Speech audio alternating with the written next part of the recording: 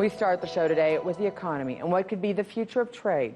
Now, China is one step closer to having its own cryptocurrency from the country's central bank. Now, the project has reportedly been in the works for 5 years, and it comes as more and more banks become skeptical of Facebook's upcoming virtual currency called the Libra.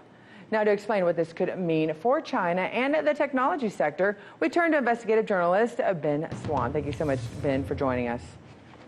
Scottie, thanks for having me on. So isn't it realistic to think that every country at some point is going to have some form of cryptocurrency on the market as it gains popularity? Yeah, absolutely. I think at some point every country will have some form of digital currency. That would probably be the more correct way to say it. Because even though we refer to cryptos all the time, there's Bitcoin and then everything else is an altcoin, and they're all cryptocurrencies. Not all digital currencies are actually crypto. In order to be a crypto, it needs to be anonymous, it needs to be private. No government digital currency would actually be private in any way. It would be tracked, it would be monitored, and it would be controlled, not decentralized in any way.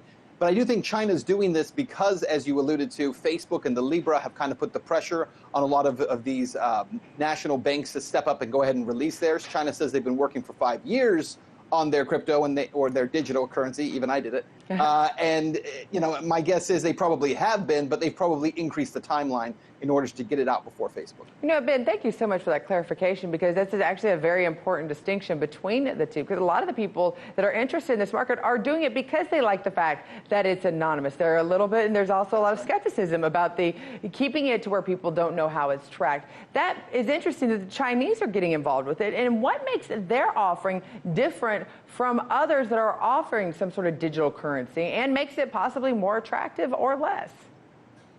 Well, I don't think anything about it would make it attractive if you're someone who likes cryptocurrencies. And the reason for that is because it's a government-backed, government-released, government-controlled, government-monitored digital currency, which makes it no different than any fiat currency being issued by any government around the world.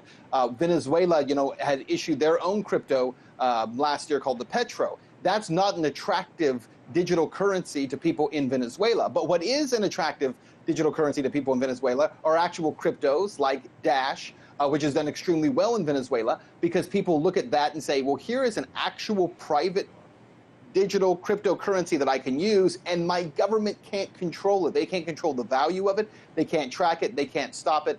So I think that what you'll find is that the positive side of all these governments doing this, the attractive part of it is that they are literally introducing their entire populations to the reality and the usefulness of digital currency. And once people get into that and are no longer afraid of it, then they can find the ones that are actually good for technology, actually good for creating freedom in places like China and here in the U.S. Well, and that's an interesting point, because you are talking about the ties between a government and, obviously, if they do this digital currency. And that brings in, you know, the news from the past few weeks. U.S. labeled China a currency manipulator. So what effect would that have on this Chinese digital currency? Well, a lot of these digital currencies are being created also in part to get around U.S. sanctions and U.S. controls. That's why Iran has announced that they're going to be creating their own cryptocurrency, why they've now allowed Bitcoin mining to begin again in Iran.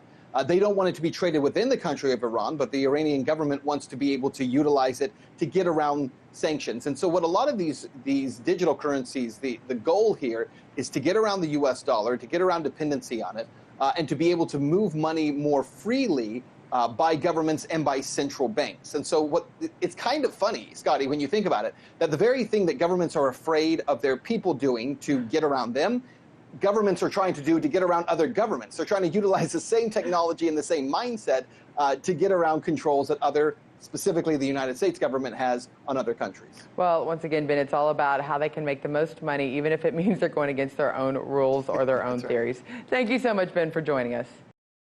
Hey YouTube, thanks for checking out our channel. We hope you enjoyed the video.